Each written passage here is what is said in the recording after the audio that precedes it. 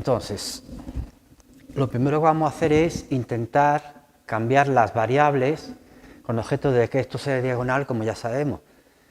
Aunque aquí aparecerá x1 en función de t1 y t2 y x2 en función de t1 y t2, pero ya no van a aparecer términos cuadráticos, solamente van a aparecer términos lineales.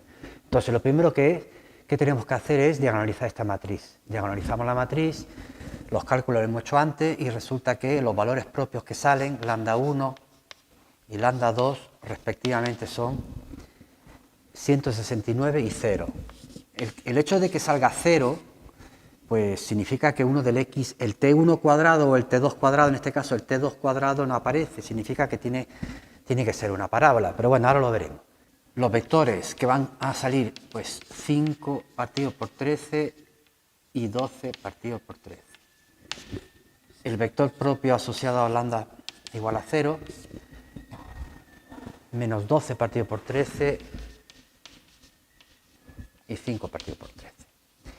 Fijaos, a la hora de calcular los valores propios hay que ponerlos de manera que la matriz que vayamos a obtener sea de verdad un giro, aunque también podemos hacerle una reflexión y darle la vuelta a una figura reflejándola, pero vamos a mantener que sea giro para que no me cambie un eje por otro, porque cuando se hacen las reflexiones me va a cambiar un eje por otro. Esto sí es un giro, porque el determinante de esto, esta es la matriz Q, es 1.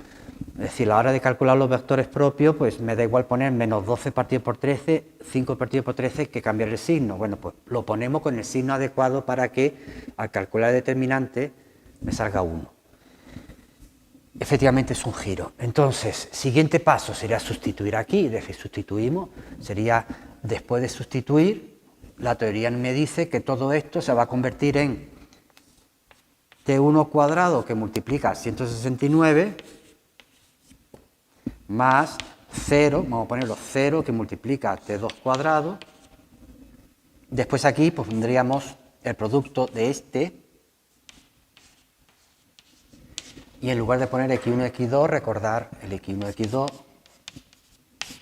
era el cambio que habíamos puesto en la matriz Q, 5 partido por 13, menos 12 partido por 13, 12 partido por 13 y 5 partido por 13. T1, T2. Entonces, aquí habría que poner eso, habría que poner 5 partido por 13, menos 12 partido por 13, 5 partido por 13. Es lo que antes os estaba comentando, que es que ya no van a aparecer términos que ponga T1 multiplicado por T2, porque esto por esto es una columna, combinaciones de T1 y T2, se multiplica este por esa columna, pues otra combinación de T1 y de T2, pero no va a aparecer T1 cuadrado, ni T2 cuadrado, ni T1 multiplicado por T2. Entonces desarrollamos esto era más 507, que nos hemos puesto, y entonces desarrollamos esto y simplificamos y al final lo que sale es 169 T1 cuadrado menos 676 T1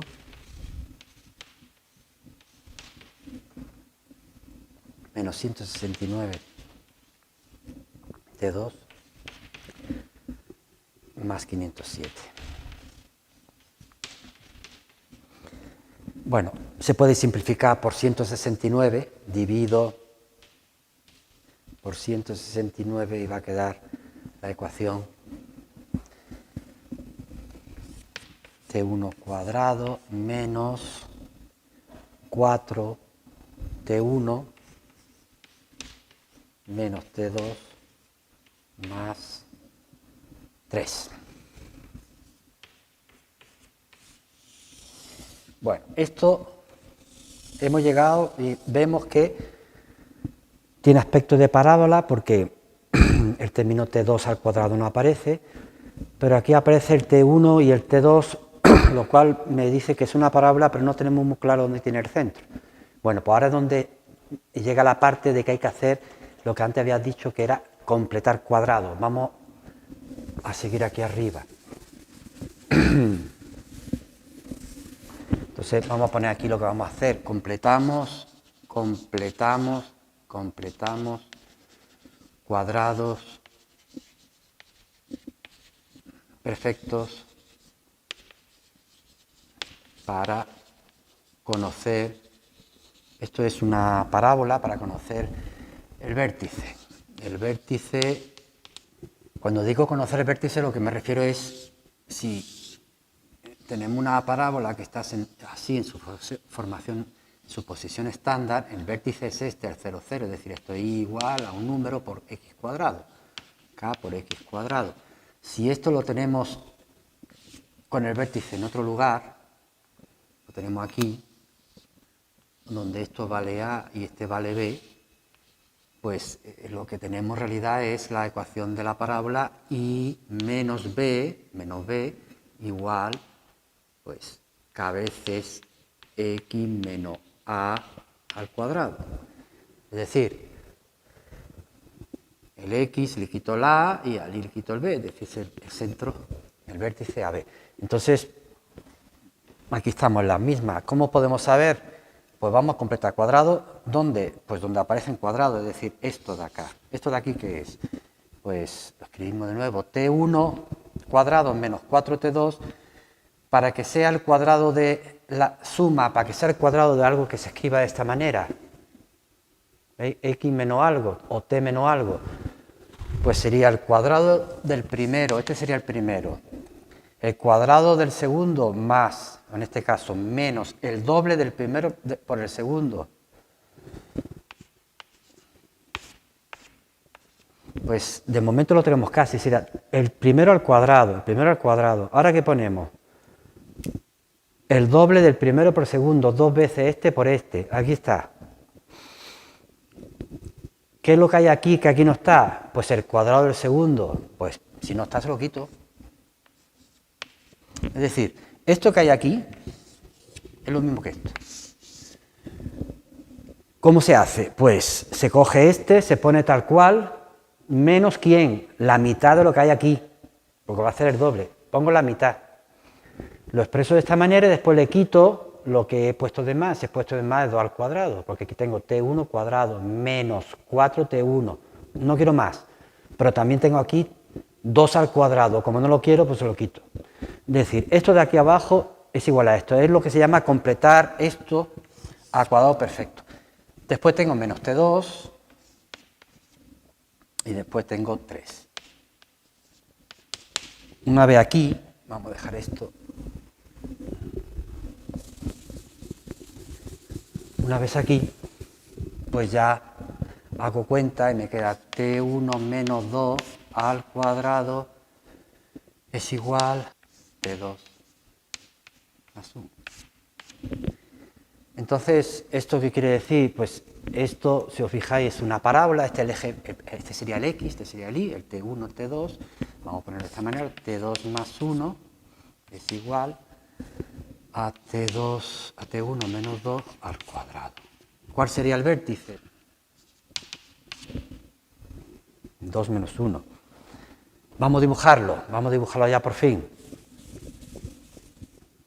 Entonces tenemos que conocer las direcciones en que tengo que dibujar el T1, T2, los nuevos ejes que estarán pues girados. ¿Cuáles son esas direcciones? Pues justamente la información está aquí, me está diciendo el 1, 0, ¿en qué dirección la dibujo? Pues pongo aquí 1, 0, multiplico este por este y me sale justamente la primera columna, es decir, transformador 1, 0 en la primera columna de la matriz. Es decir, la dirección está justamente en la dirección de los vectores propios, es decir, el 5, 13, pues sería 5 por acá y 13 para arriba. Esta es la dirección del primer vector propio, es la dirección del T1 y el otro pues perpendicular, T2. ¿Y qué me está diciendo? Me está diciendo que aquí tendría los ejes originarios X1, X2. Me está diciendo que lo que yo tengo es una parábola cuyo centro es 2 menos 1, pero contado con estos ejes, pues sería 1, 2 y menos 1. 2 para el T1 y menos 1, es decir, este sería el vértice. Pues esta es la parábola dibujada. Recordar, importante, las direcciones de los T1 y T2 son las direcciones de los vectores propios que hemos obtenido, las columnas.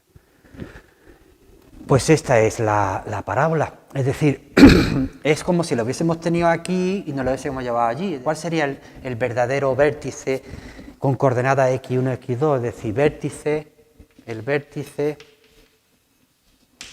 en coordenadas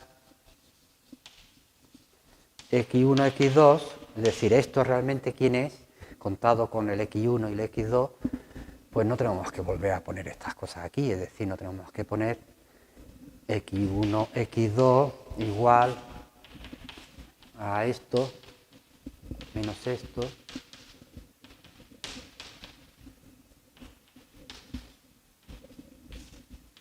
y pondríamos aquí el 2 menos 1 y me sale antes por aquí 22 partido por 13 y 19 partido por 13.